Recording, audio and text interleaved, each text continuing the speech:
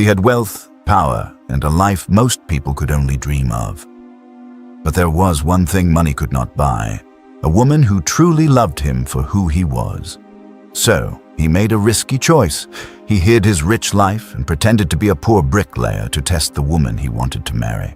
He expected her to react like everyone else before her.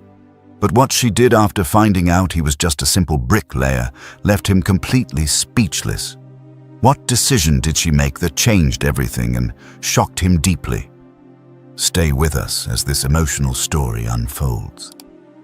Now let's delve into the story. It was early in the morning in the city of Ekpoma. In a modest room on a remote side of the city, Idet woke up before sunrise and got ready to leave for work. Before leaving, he picked up his phone from his mattress. There was someone he wanted to speak to before starting his day. He dialed Jumoke's number. The phone rang once, then twice. Finally, she answered. "Hello," Jumoke said, her voice still carrying traces of sleep. "Good morning," Idet replied with a smile. "Good morning," she answered. "You're awake already? You know I have to leave early for work." "That's true," Jumoke said. There was a brief silence. Then Idet said, "Do you still remember what we discussed yesterday?" Jumoke laughed. "What we discussed was only yesterday evening. How could I possibly forget?" she asked. Idet smiled. "I just wanted to be sure." "You don't trust me," Jumoke teased. "It's not that," Idet replied. "I just didn't want you to change your mind." "I'm not changing my mind," she said. "I already agreed." The previous day, they had spent some time together. During their conversation, Idet had told her that his mother's birthday was coming up in a few days. He wanted to buy some native attires for her. The problem was that he knew very little about women's fashion choices and colors. He needed help. "I really need you to come with me," he had told her. "Why me?" Jumoke had asked with a smile. "Because if I go alone, I might choose something my mother won't even like." Jumoke laughed. "So you don't trust your own taste?"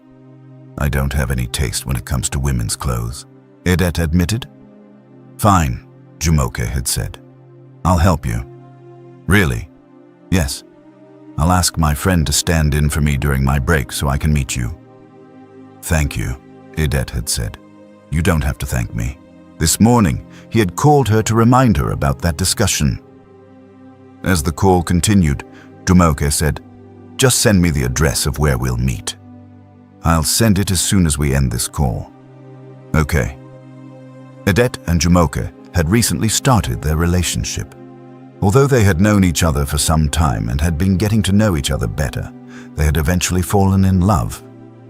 Only a week earlier, Idet had asked her to be his girlfriend. She had accepted. "Don't forget," Idet said. "I already told you I won't forget," Jumoke replied. "All right, I'll see you later." Then the call ended. Idet put his phone in his pocket, left his room, and headed to work. Later that day, Jumoke stood behind the counter of a canteen. She was dressed in a cook's uniform and apron. She worked in the canteen of a large corporate company. From time to time, she looked at her wristwatch. She was waiting for her break time. Finally, it was break time. Jumoke called her friend and co-worker, Dabira. "Dabira," she said, "please, can you stand in for me for a while?" Dabira looked at her. "Where are you going?" "I have somewhere important to be," Jumoke replied. Dabira smiled. "Is it about Idet?" Jumoke smiled back. "Yes." "All right," Dabira said. "I'll cover for you." "Thank you. Just don't stay away too long." "I won't." Without wasting time, Jumoke stepped outside and called Idet. He answered almost immediately. "Hello." "I'm already on my way," Jumoke said. "Okay, I'll be expecting you," Idet replied. Jumoke smiled. "I'll see you soon." The call ended. Not long afterwards, Jumoke got out of a taxi in front of a bank. The bank was the major landmark in the address Idet had sent her. In fact, it was exactly where he had instructed her to stop. She looked around, but she couldn't see him anywhere. She immediately dialed his number. "Hello?" Edette answered. "I've arrived at the bank," Jumoke said, "but I can't see you." "Can you see a construction site across the road?" Edette asked. Jumoke turned and looked. "Yes, I can see it. Cross the road and enter the site." Jumoke paused for a second. "The construction site?" she asked. "Yes," Edette replied. "Okay." She ended the call. Her eyes remained fixed on the construction site. It looked quite large. She wondered what Edette could possibly be doing there. After crossing the road safely, she entered the construction site.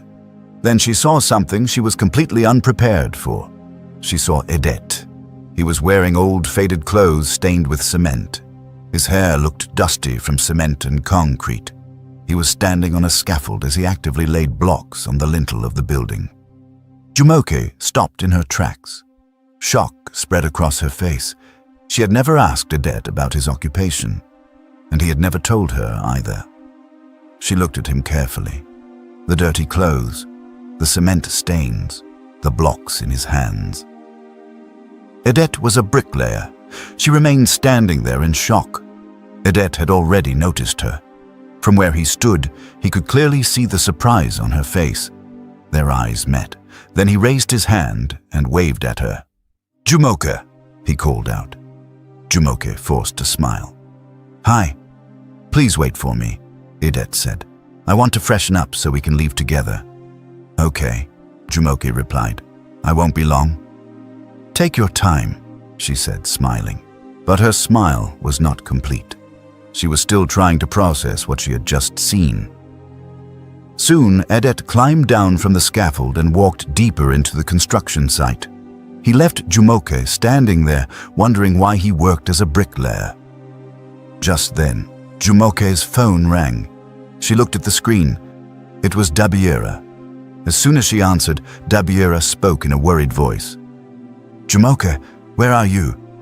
"I'm still outside." "Why?" "Madame Tamuno came looking for you."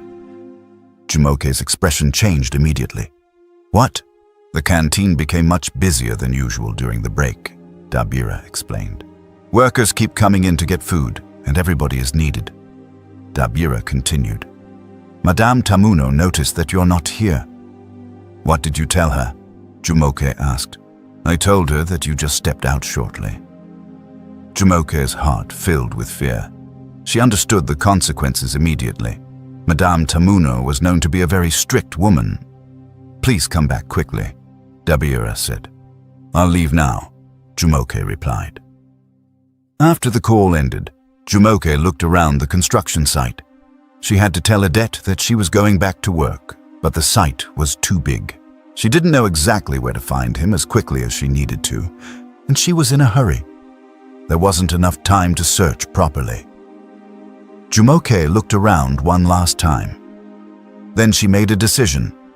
She hurried out of the construction site, stopped the nearest taxi, and headed back to work. A few minutes later, Edette came back outside. He was fully prepared to leave. He looked around. Jumoke was nowhere in sight. He frowned. Then he took out his phone and called her number. The call wasn't connecting. He tried again. Still nothing. Frustration filled his face. He slowly lowered the phone. Then he looked ahead. She left too? He asked himself quietly. Edette had experienced this before. He had done the same thing with other women he had dated. He would keep his occupation a secret until one day they eventually found out. Most of them would be shocked at first, then they would eventually leave after discovering that he worked as a bricklayer. Edette felt disappointed, because this time was different. He genuinely liked Jumoke. He thought she was not like the others. So when he saw that she had left, he came to the same conclusion he had reached many times before. He believed Jumoke was just like the rest, and without realizing it, both of them walked away from that moment carrying two completely different thoughts in their hearts. Jumoke was rushing back to save her job, but Edette believed she had left because of who she thought he was. It was later that evening. Edette was inside his modest room, sitting quietly by himself. The events of the day kept playing in his mind. He had gone to the market alone. He had bought the native attires for his mother's birthday. But even after everything he had done, one thought refused to leave his mind. Jumoke had walked away. At least, that was what he believed. He picked up his phone and looked at it for a moment. Then he placed it beside him. Just then, the phone started ringing. Odette looked at the screen. The moment he saw the name displayed there, his eyes widened slightly. It was Jumoke. "I thought she left," he said quietly to himself. Without wasting another second, he answered the call. "Hello?" Odette said. "Odette, I'm so sorry," Jumoke said immediately. Her voice carried guilt. "I'm really sorry for leaving without telling you." Odette remained quiet. Jumoke continued. "I know what it looked like, but please let me explain." He still said nothing. "Something happened at work." Odette listened. "I'm really sorry," Jumoke repeated. "I wanted to tell you before leaving, but I couldn't find you." There was a brief silence. Then Jumoke asked carefully, "Are you still at the construction site? We can still go to the market together." Odette was silent for a few moments. He had not expected that question. Finally, he replied, "Don't worry about it. I already went to the market by myself." There was disappointment in Jumoke's voice. "Oh, I'm sorry," she said again. "Can we meet?" she asked. "I want to explain everything properly." Odette remained quiet for a few seconds. Then he said, "We can meet in my neighborhood." "Okay," Jumoke replied immediately. He described the location to her. "It isn't far from the construction site," he added. "I know the place now," Jumoke said. "I'll come." After ending the call, Jumoke found the nearest bus heading in that direction. Soon, she arrived. She brought out her phone and called him. "Hello," Odette answered. "I'm here," Jumoke said. "Okay, stay where you are. I'll come and meet you there." "All right." A few minutes later, Odette appeared. The moment Jumoke saw him, she smiled. Odette smiled back. Neither of them mentioned the misunderstanding immediately. Instead, they began walking together. As they entered his neighborhood, Jumoke quietly looked around. It was a remote area, the kind of place where people who struggled financially usually lived. She looked at the houses they passed. Most of them were old and poorly maintained. The rooftops showed signs of age. The walls looked worn out. Soon, Odette stopped in front of one of the buildings. "This is where I live," he said. Jumoke looked at the house. Then she looked at him. "I see," she replied softly. Odette led her inside. It was a small one-room apartment. Although it looked poor, it was neat and well-arranged. Everything appeared properly kept. "This is my place," Odette said again. Jumoke looked around quietly. Then she said, "It's neat." Odette carefully watched her face. He was searching for something. Disappointment, regret, judgment. But her expression remained calm. He drew out a plastic chair for her to sit. "You can sit down." "Thank you," Jumoke replied. She sat gently. Odette hesitated before asking, "Would you like something to drink?" "Yes," Jumoke answered. A few moments later, after giving her a drink, Odette sat opposite her. He looked at her. "What happened?" he finally asked. Jumoke lowered her drink. "I'm sorry about today," she began. Then she explained everything. "The canteen suddenly became very busy," she said. "Many workers came in during break time."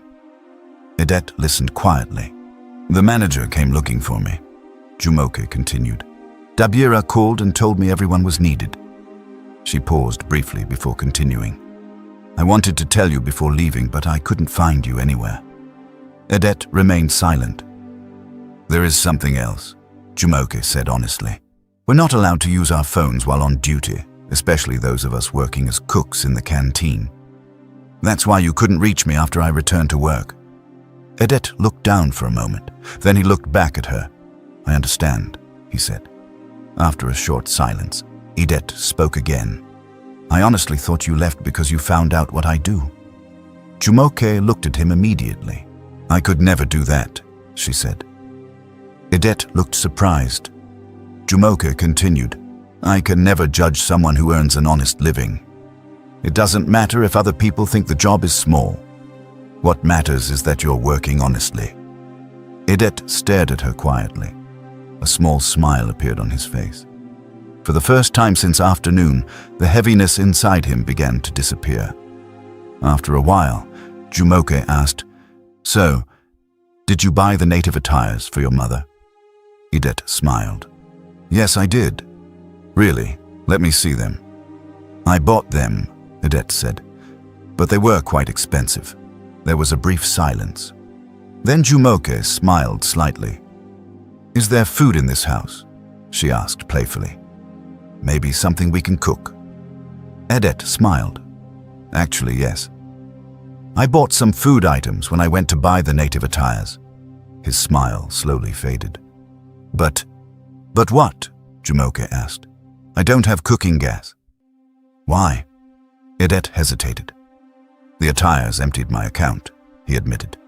"I didn't know my gas had already finished, and the workers at the construction site haven't been paid yet." "We'll receive our wages tomorrow," he quickly added. "But don't worry, I already called a friend to help me with some money. I'll call him again later to hear what he says." Jumoke looked at him. "Can I see the attires first?" Edette stood up and opened a nearby bag. He carefully brought them out and handed them to her. Jumoke examined them. After looking at them closely, she looked up at him. "You should have waited for me," she said. Edette laughed awkwardly. "Why? I know where you could have bought these for a cheaper price." Then she smiled. "But they're beautiful, though." It was obvious that Edette genuinely knew very little about women's clothing. He smiled. "I really thought you had left me," he admitted. Jumoke looked directly at him. "I could never leave you," she said. "I like you. That is why I agreed to be your girlfriend."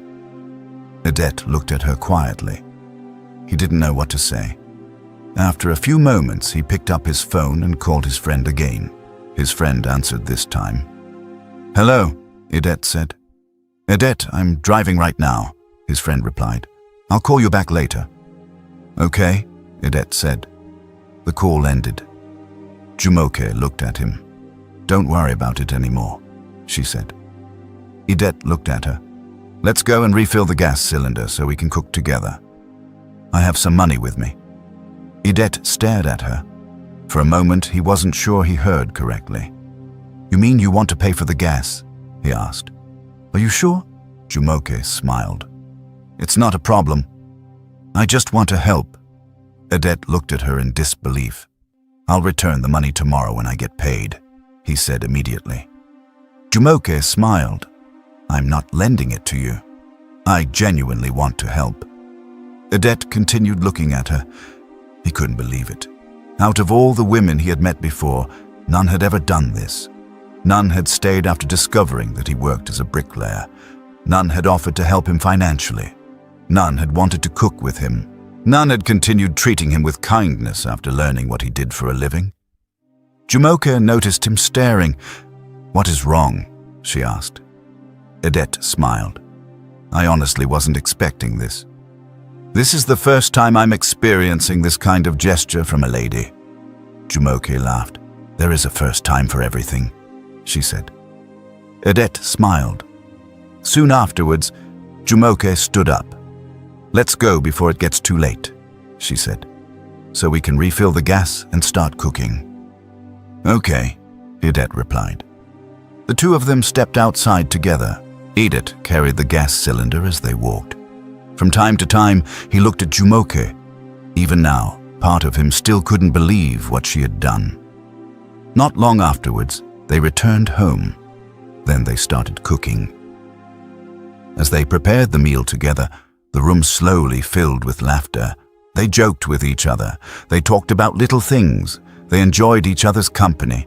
It became a special moment for both of them. It was obvious they were deeply in love. Yet through it all, Edette kept looking at Jumoke from time to time. What she had done truly surprised him. Later that night, they sat down and ate together. After some time, Jumoke looked at the time. "It's getting late," she said. "I should go home." Edette agreed. "I'll walk you to where you'll get a bus." Together, they stepped outside. When they arrived at the bus stop, Jumoke looked at him and smiled. "I really had a great time today," she said. "I would love to do this more often."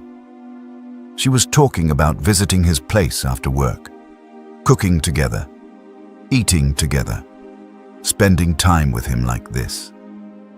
Hearing those words made Edette happy. He pulled her into a warm hug. A bus soon stopped behind them. Both of them knew it was time for her to leave. Jumoke stepped into the bus. After finding a seat, she leaned toward the window and looked at him. "Send my regards to your mother," she called out. Edette smiled. "I will." Moments later, the bus moved and joined the road. As Edette walked back home, he couldn't stop thinking about Jumoke. She seemed to be exactly the kind of woman he had been looking for. A woman who saw beyond his job. A woman who stayed. That night, he went to bed with a smile on his face. Meanwhile, not too far away in the same city, Jumoke lay on her bed thinking about Edette. He was gentle. He was kind. Although his job was not considered prestigious, she admired the fact that he still thought about his mother and used his limited resources to buy her a gift. He was family-oriented, and she genuinely respected that. That night, Jumoke fell asleep thinking about him. The more she got to know Edette, the more she seemed to like him. Neither of them knew what the future held. But one thing had become clear. What started as a simple relationship was slowly becoming something much deeper. A few days later, Jumoke came to visit Edette again. As usual, they met at his place and spent time together. They sat and talked like they always did. After a while, Jumoke looked at him and asked a simple question. "Did you send the gift to your mother?" Edette smiled immediately. "Yes, I did." "Really?" she asked. "Yes," Edette replied. She was very happy when she got it. A soft smile came on Jumoke's face as she watched him speak. It was easy to see how much he loved his mother, and that made her like him even more. "You seem happy talking about her," Jumoke said. Edette smiled. "She's everything to me." Jumoke stayed quiet for a moment. Then she smiled too. They moved on and spent more time together. They cooked together. They talked. They shared small stories about their daily lives. Jumoke talked about her work at the canteen. Edette talked about his work at the construction site. He told her what his day looked like. She listened carefully, and when she spoke, he listened too. Slowly, something started growing between them. It was not forced. It was natural. Day by day, their bond became stronger. This same thing kept happening over the following days. Each time Jumoke came to visit, it felt easier. It felt more comfortable. Even after cooking and eating, they would still sit and talk. And every time it was time for her to leave, neither of them liked it. They would walk together to the bus stop, and in those moments, they often became quiet, as if both of them were thinking the same thing, that they wished they had more time. But time did not stop. And so, this became their routine. Days turned into weeks. Still, they kept seeing each other whenever they could. Little by little, Jumoke became more curious about Edette. She wanted to know more about him, so she asked him many questions, and Edette answered everything. But as he answered her questions, something was happening inside him. He was not just worried. He was carrying a secret, a big one, because the man sitting with her as a bricklayer was not who he truly was. He was a wealthy CEO, a man who had chosen to live like this, to hide his real identity, to test love in its purest form, and the longer he stayed close to her without telling her the truth, the heavier it became in his heart. Every question she asked made it harder, because he was building something with her, while still hiding the foundation of who he really was. And deep inside, one fear kept growing. What would happen the day he tells her the truth? Would she feel betrayed? Would she ever forgive him? He did not know, and that unknown made silence feel dangerous. A day before, his mother had called him. Her voice came with concern. "Edette," she said, "when do you plan to tell her the truth about yourself?" He stayed quiet for a moment. Then she continued, "A relationship built on lies is like a house built on sand. No matter how strong it looks, it cannot stand when storms come." Then her voice softened, but became more serious. "If she is truly a good woman, like you say, then stop keeping her in the dark. The longer you wait, the worse it becomes, and if she finds out from somewhere else, it will hurt more than anything you can imagine." Those words stayed inside him. Even now, sitting in front of Jumoke, he remembered every part of it. But he still did not speak, because telling her the truth meant risking everything he had carefully built with her. So he kept answering her questions, careful, gentle, still hiding the life behind the life. The more she listened, the more she liked him, but unknown to her, something was quietly building in the background, a truth she had not seen yet. And when that truth finally comes out, everything around them will change. Neither of them is ready for it. One day at work, something unusual happened. Madame Tamino, who was the manager of the company where Jumoke worked, called Jumoke into her office. Jumoke left what she was doing and went inside. "Sit down," Madame Tamino said. Jumoke sat quietly. Madame Tamino looked at her and started speaking. "There is an event coming soon," she said. Jumoke listened carefully. "It is the company's annual corporate event," she continued. "It will be held at the company headquarters in the city." Jumoke heard this, but she was not fully familiar with the event. Madame Tamino continued explaining. "It is a very important event," she said. "The CEO will be there. Senior staff from all branches across the country will also attend." Jumoke stayed silent and listened.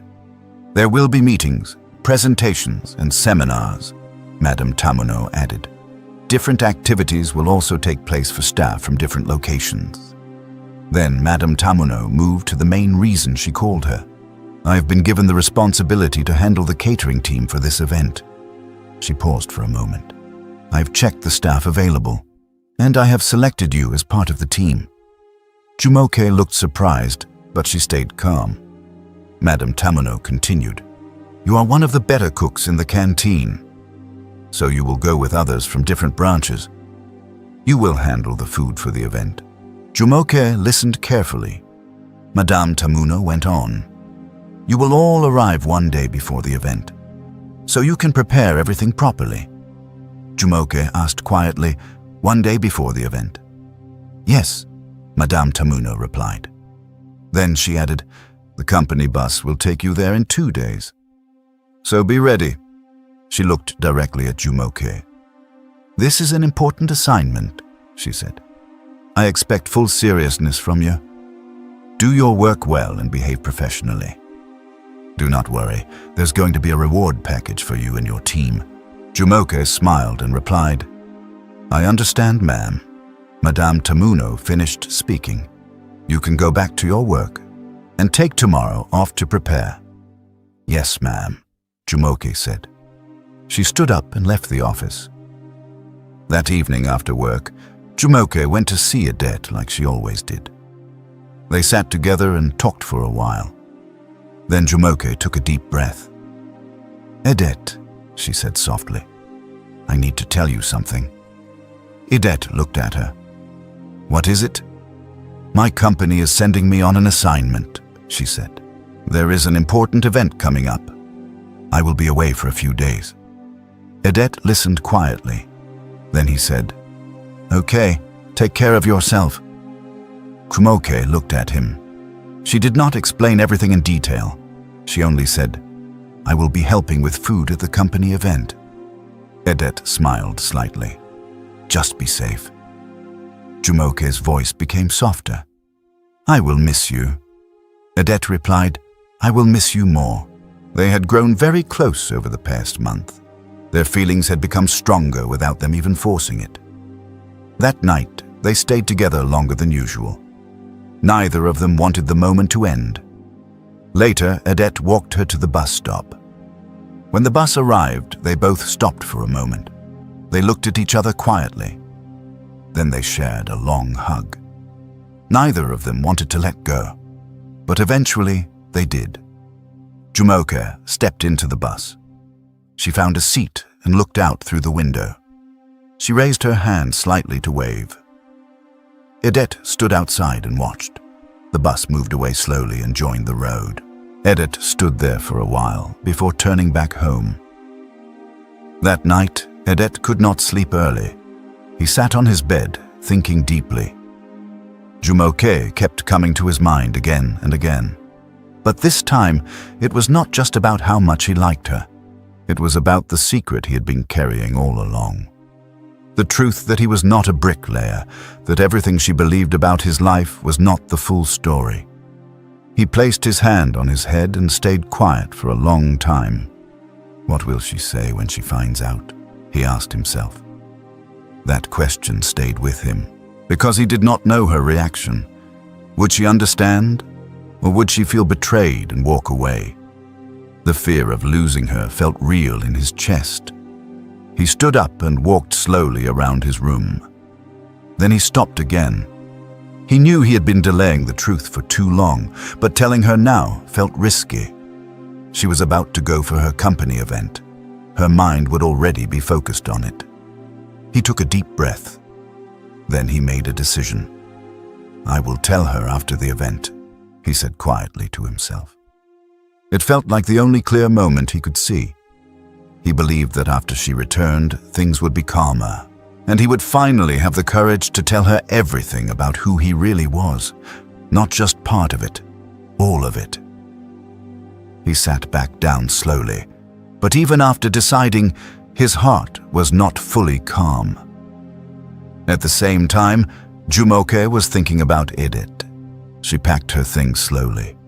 Her mind kept going back to him, the way he cared for her, the way he treated her with respect, the way he never tried to act like someone he was not. She liked all of it. A few days later, it was finally the day of the event. From early morning, the company headquarters was full of activity. Staff members moved from one place to another. People prepared meeting materials. Different teams handled their assignments.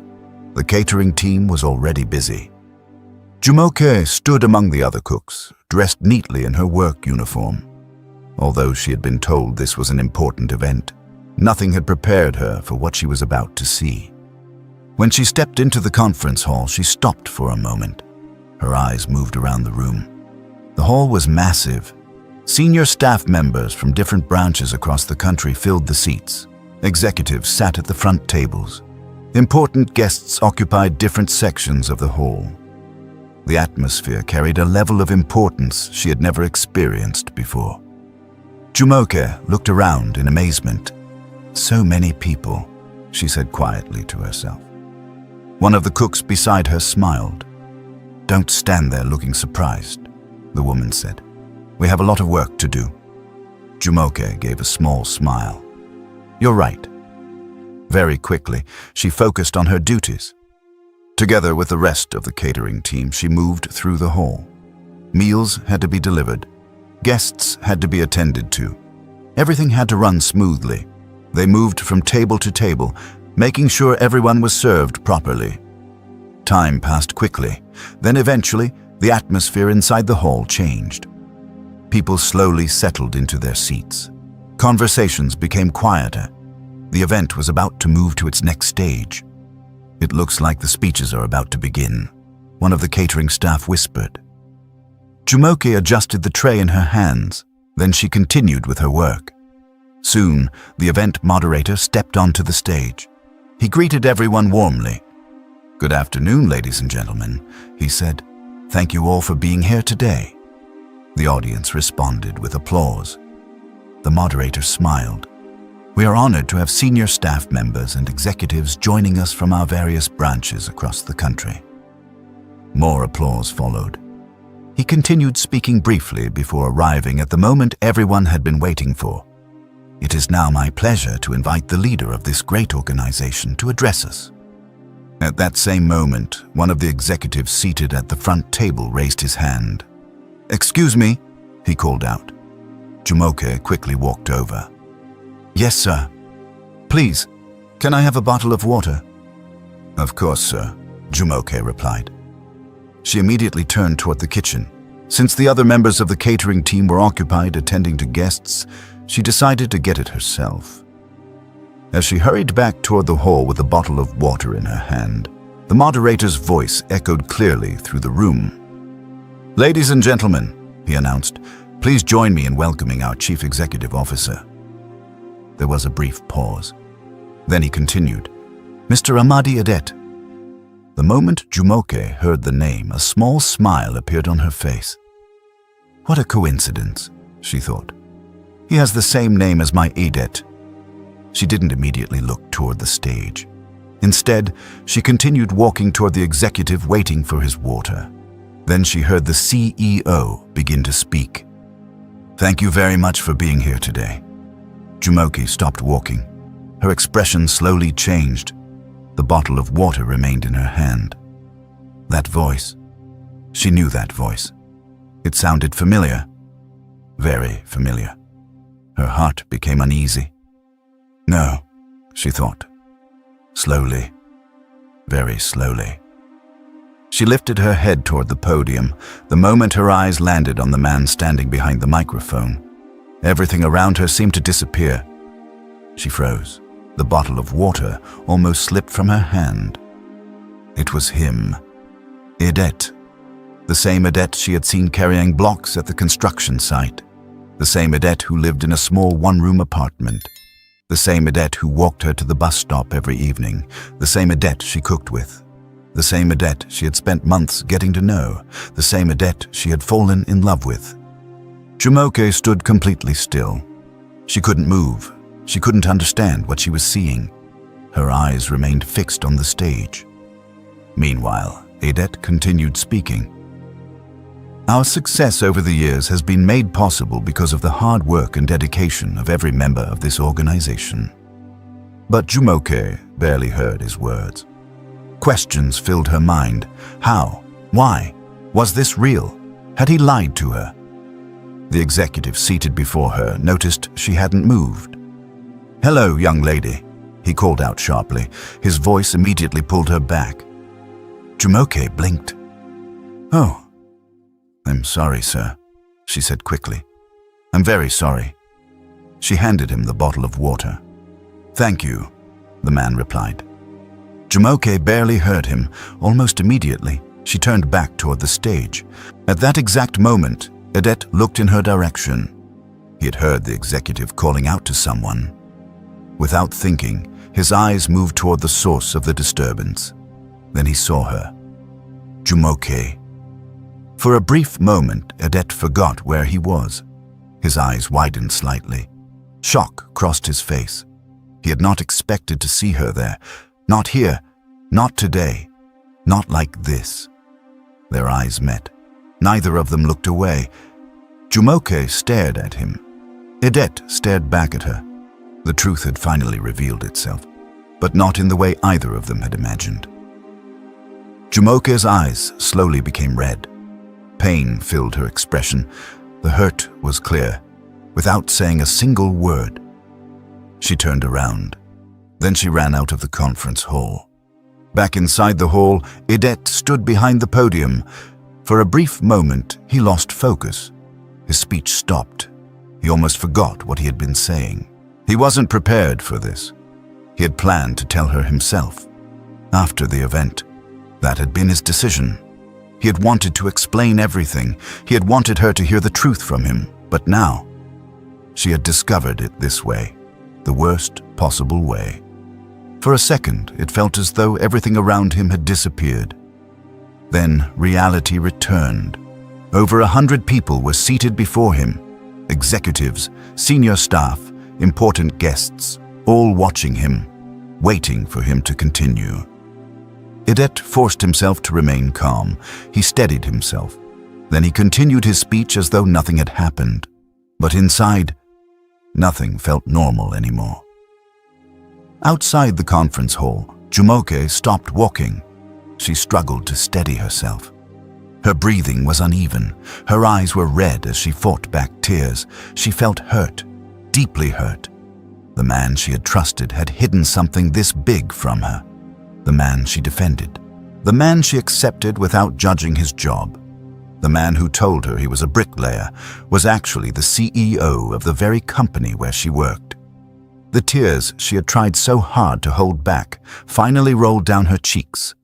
For several moments, she remained there in silence, trying to understand everything, trying to understand him, trying to understand what had been real and what had not. Eventually, she wiped her eyes. Then she took a deep breath. Another one.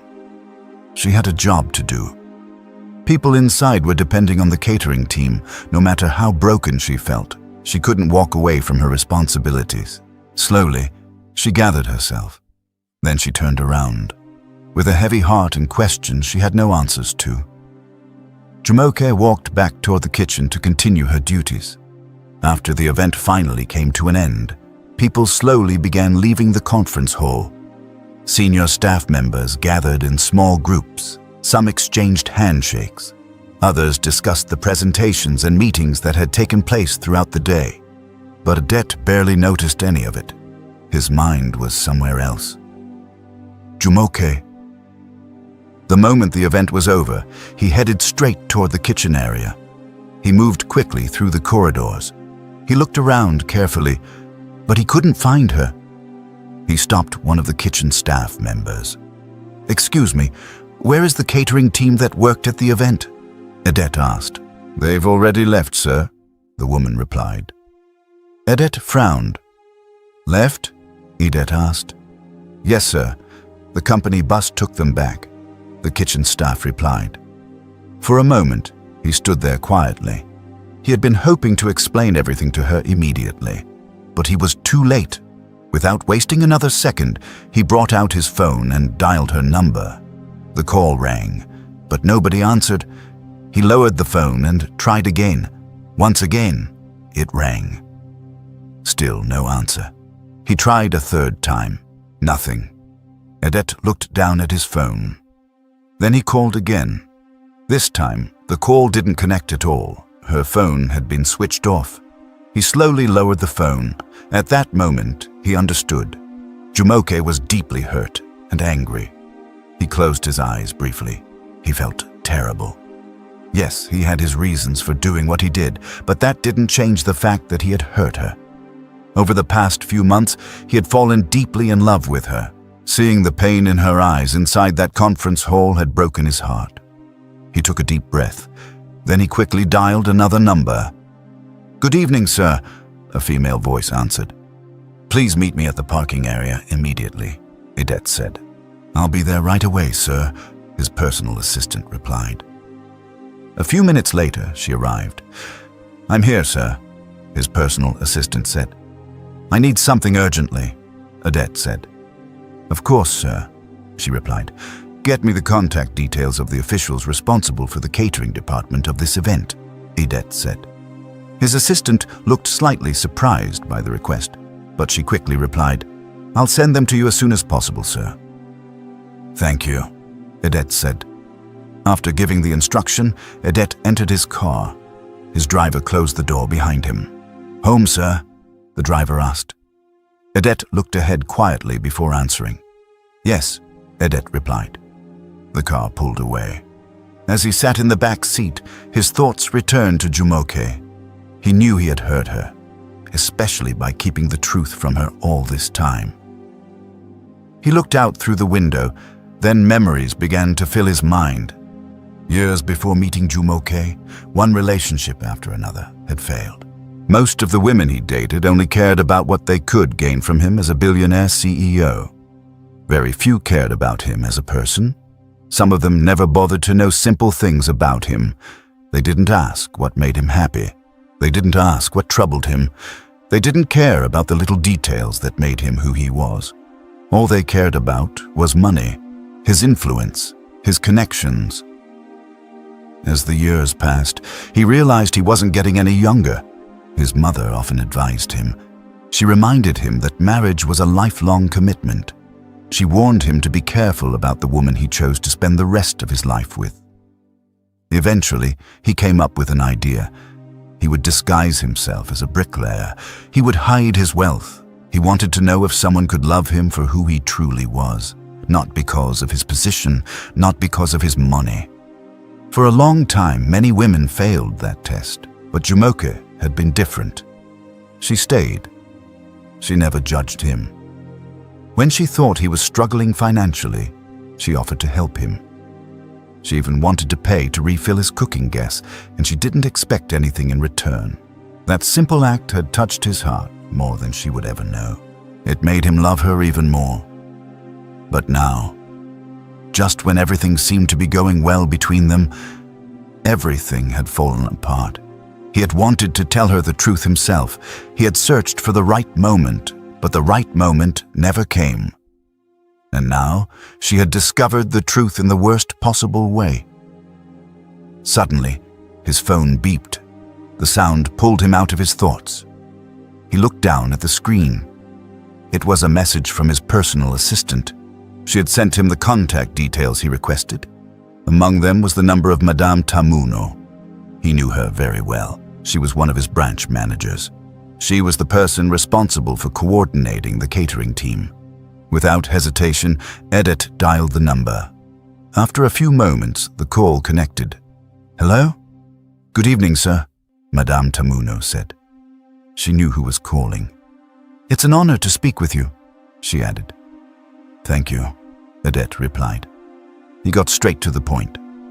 "I wanted to ask about the catering team that worked at today's event," Edith said. "Yes, sir," Madame Tamuno replied. "Where were they recruited from?" Edith asked. "They are members of our company canteen staff, sir," Madame Tamuno replied. Edith frowned slightly. For a moment, he said nothing. So all this time, Jumoke had been working in one of his company's branches, without either of them knowing. Madame Tamuno became nervous. "Sir, was there any problem with the service we provided?" Madame Tamuno asked. "No," Edith replied. His voice softened. "There was no problem," Edith said. "I only wanted to confirm something," he added. There was a pause before he said, "Thank you for your efforts." "Thank you very much, sir," Madame Tamuno replied. The call ended. Edith lowered the phone slowly. Then he looked out through the car window. The city lights passed by outside, but his mind remained fixed on one person, Jumoke. He knew one thing for certain. He had to make things right. He needed to apologize. He needed to explain everything properly. He couldn't allow things to end like this.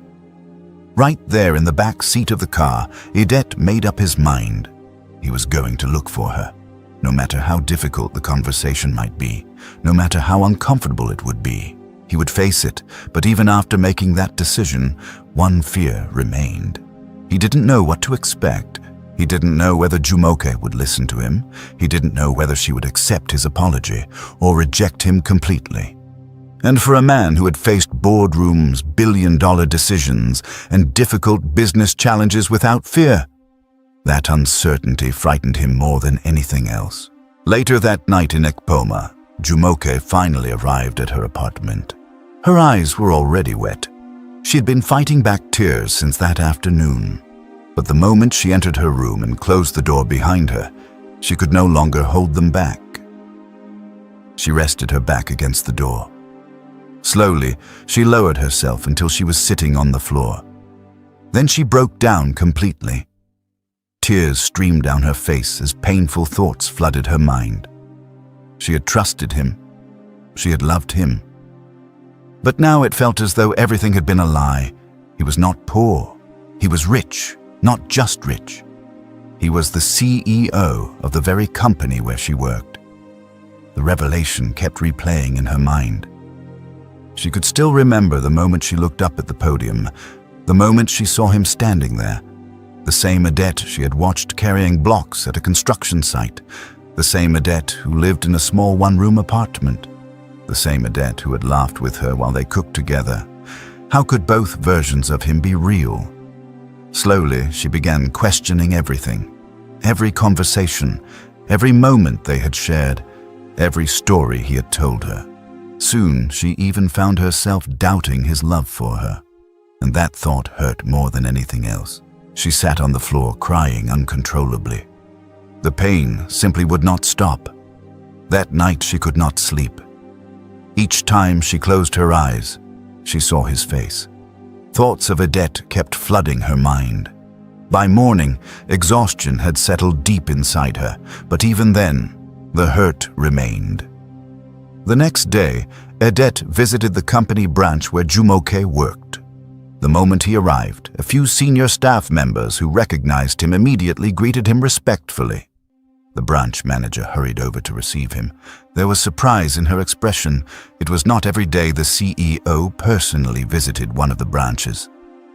"Good morning, sir," the branch manager said. "Good morning," Odette replied. "It's an honor to have you here, sir," she said. "Thank you," Odette replied. "I won't take much of your time." The branch manager looked curious. "Is there anything you need, sir?" she asked. "I would like to see the canteen," Odette said. "Of course, sir," she replied quickly. After speaking briefly with her, Odette made his way toward the canteen. Once there, he sat down quietly. Then he asked for a bottle of water. Luckily for him, Jumoke was the one assigned to serve it. She picked up the bottle without looking up. As she walked toward the table, she focused on the task before her. But the moment she raised her eyes and realized who the customer was, she froze. Her expression immediately changed. For a few seconds, she simply stared at him. Then, without saying a word, she turned around and started walking back toward the counter. "Jumoke, please serve me the water," Odette said. His voice was calm, but there was authority in it. At the same time, guilt and regret were written all over his face. It was obvious that he was remorseful. Reluctantly, Jumoke walked back to the table. Without looking at him properly, she placed the bottle of water before him. The moment she turned to leave, Odette gently held her arm. "Please," he said softly. "Can we talk somewhere private?" Jumoke turned and looked at him. Her eyes were red. There was pain in them, and anger.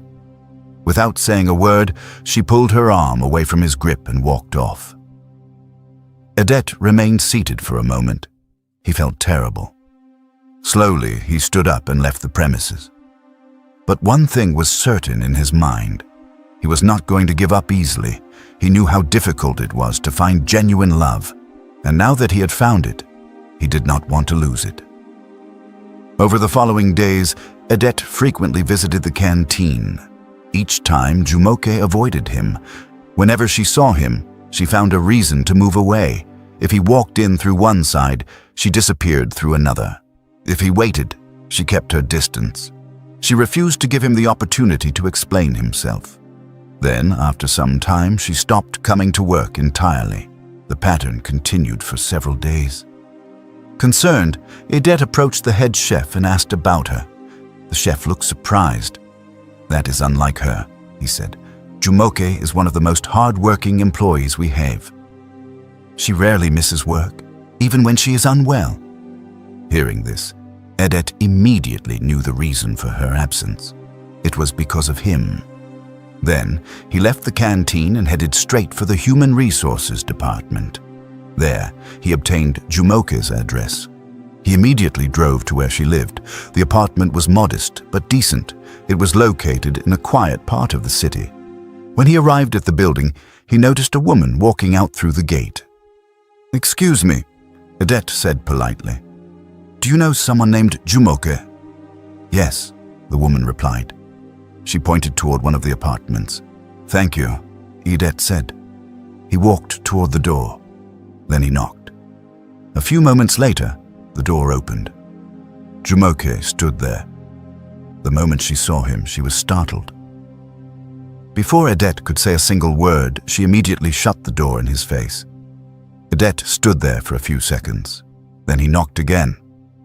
"Jumoke, please," he called out. "Just give me a chance to explain." There was no response. He knocked again, and then again. "Please listen to me," he said. "Please let me explain myself." Still, there was no sound from inside. She remained completely silent. Edette stood outside for a long time. At intervals, he knocked on the door again, hoping she would answer. She never did. Eventually, he realized she was not going to open the door. With a heavy heart, he returned to his car and the driver drove away. After that day, he never stopped calling her. One day, he arrived at Jumoke's compound again and was about to go inside when his phone rang. It was his personal assistant. "There is an emergency that needs your attention at the headquarters," she said. After receiving the call, Edette instructed his driver to leave. As the car pulled away, he stared out through the window deep in thought. Maybe not now, he thought. Maybe another day. But one thing was certain. He was not planning to give up. Not yet. Not ever. A few days passed. The emergency situation at the company had been completely resolved. Everything at work had returned to normal. But Edette was far from okay. Even when he sat through meetings and listened to reports, his mind kept drifting somewhere else. Jumoke. Several days had gone by since he last saw her, yet he could not stop thinking about her. He remembered the tears in her eyes, the pain on her face, the way she had pulled her hand away from him. He had faced difficult business decisions before. He had handled crises worth millions of dollars. But somehow this hurt him more than any of those things ever had. One particularly busy day, Edette spent hours attending one meeting after another. Representatives from different client companies had come in for discussions. The meeting stretched into the early evening. By the time the last meeting ended, he buried his face in his hands inside his car. Only then did he realize how hungry he was. He had barely eaten all day. "I'm starving," he said. The driver glanced at him through the rearview mirror. "Should I head home, sir?" the driver asked. "No," Edette replied. "Let's stop at the nearest restaurant first." "Okay, sir," the driver said. A few minutes later, the driver slowed down. "There's a restaurant ahead, sir," he said. Edette looked outside. "Fine, let's stop there." The car pulled into the parking area. Edette stepped out and walked into the restaurant. The place looked elegant and neat. People sat quietly enjoying their meals. Without wasting time, he found an empty table and sat down. A waitress soon approached him. "Good evening, sir," she said politely. "Good evening," Edette replied. "What would you like to order, sir?" she asked. Edette looked through the menu. "I'll have this," he said, pointing at one of the meals. "And a bottle of water." "All right, sir," the waitress replied before walking away. As Edette waited for his food, he looked around the restaurant absent-mindedly. Soft music played quietly in the background. Customers spoke in low voices. Then suddenly, his eyes stopped on someone. At first, he only saw the person's side. A woman pushing a mopping cart. She had just finished cleaning one section of the restaurant and was moving toward another. Edette stared. Something about her looked familiar. He looked again. Then his eyes widened. His heart almost stopped. It was Jumoke. "Jumoke," he whispered. Without thinking twice, Edette stood up immediately. He walked quickly toward her. By then, she was already moving toward the far end of the restaurant. "Jumoke," he called again. She stopped. Slowly, she turned around. The moment she saw him, surprise filled her face. For a few seconds, neither of them spoke. Then she tried to turn away. "Please," Edette said. Before she could take another step, he went down on his knees. People nearby turned to look. Jumoke's eyes widened. "Edette, what are you doing?" she asked. "Please," he said. At least give me a chance to explain." She looked uncomfortable. "Stand up," she said quietly. "No," Edette replied. "I won't stand up until you agree to listen to me." "Edette," she whispered again, looking around at the customers who were staring at them. "Please, Jumoke." She stared at him. There was pain in her eyes, but there was also emotion. Finally, she spoke. "Okay, fine," she said. "But please stand up." Edette immediately stood up. "Thank you," he said softly. "Can we talk somewhere private?" Jumoke hesitated. "I'm working," she replied. Edette looked at the mop beside her. "You shouldn't even be doing this kind of job in the first place," he said. Jumoke looked at him. "And whose fault is that?" she asked quietly. Edette lowered his eyes. "You have every right to be angry," he said. She remained silent. After a few moments, she finally agreed. "Fine," she said. "Let's talk." Soon they walked outside together. For a while, neither of them spoke. Then Edette finally broke the silence. "I'm sorry," he said. "I know I hurt you." Jumoke folded her arms. "You lied to me, Edette." "I know. You let me believe you were a poor bricklayer." "I know. You watched me struggle to understand your life when all along you were the CEO of the company where I worked." Edette closed his eyes briefly. "I know." Jumoke looked away. "Why?" she asked. "Why would you do something like that?" Edette took a deep breath.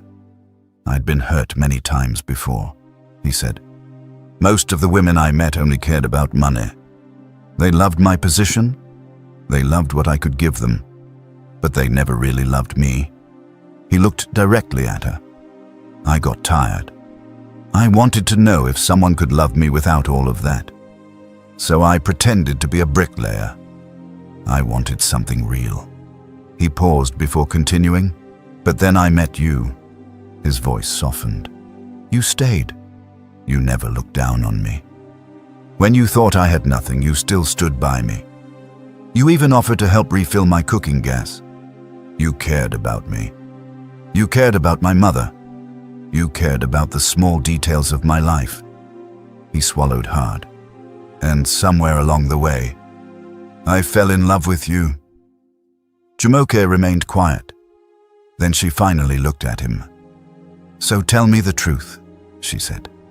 "Did you ever love me?" "Yes," Edette replied immediately.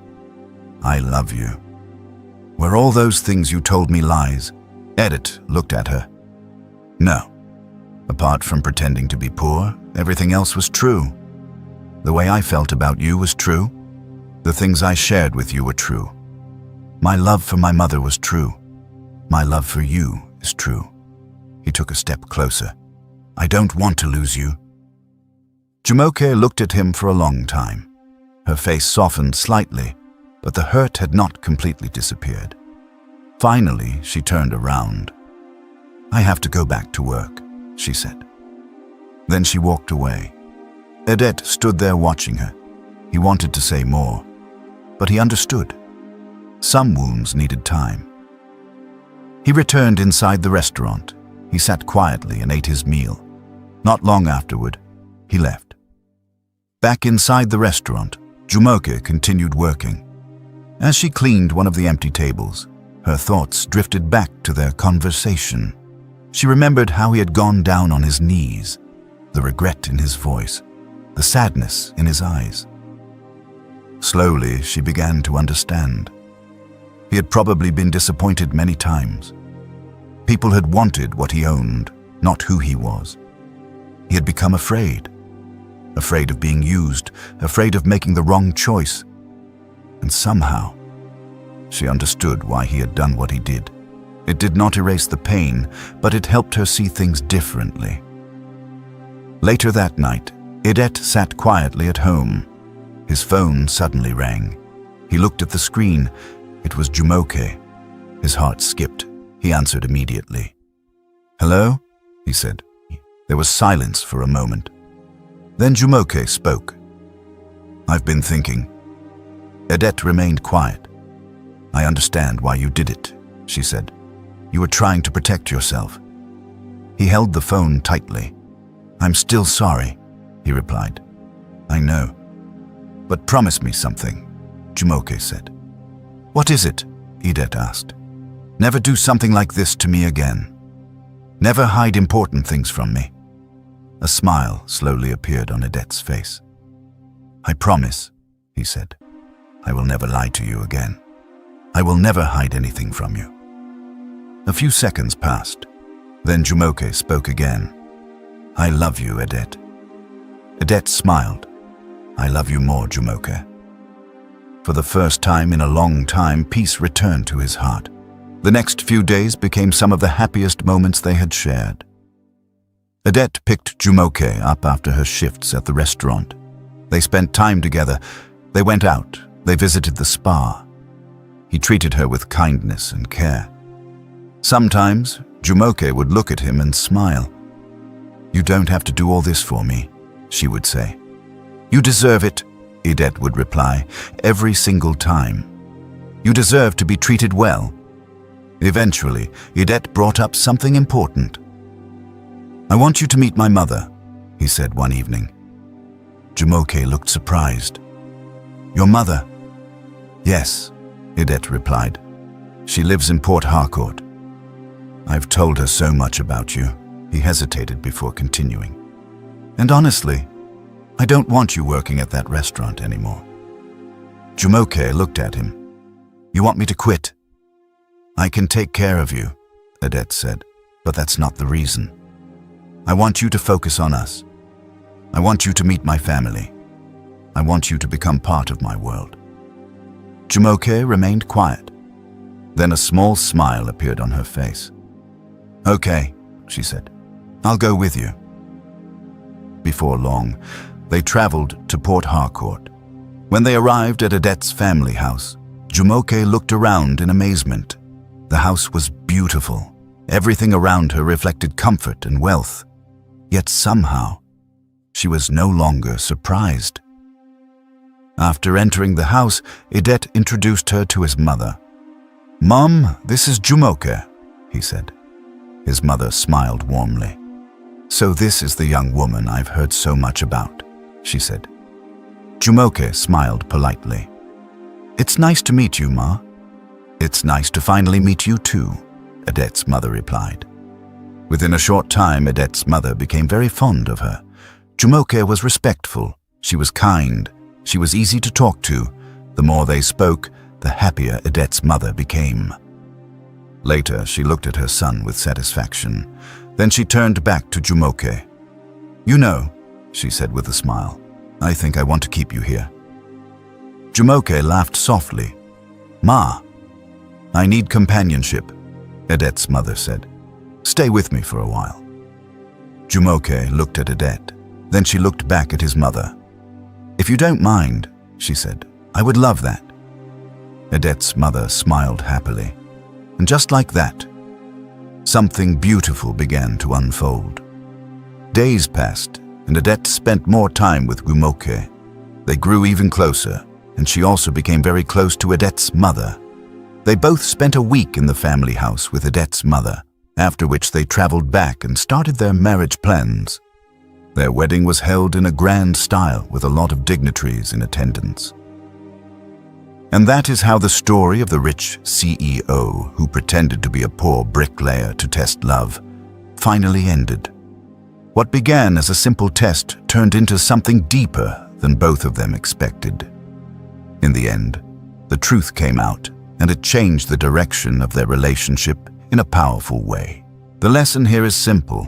Love grows stronger when there is honesty and trust.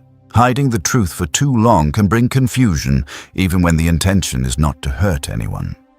We would really love to hear your thoughts on this story. Feel free to share your opinion in the comments section below.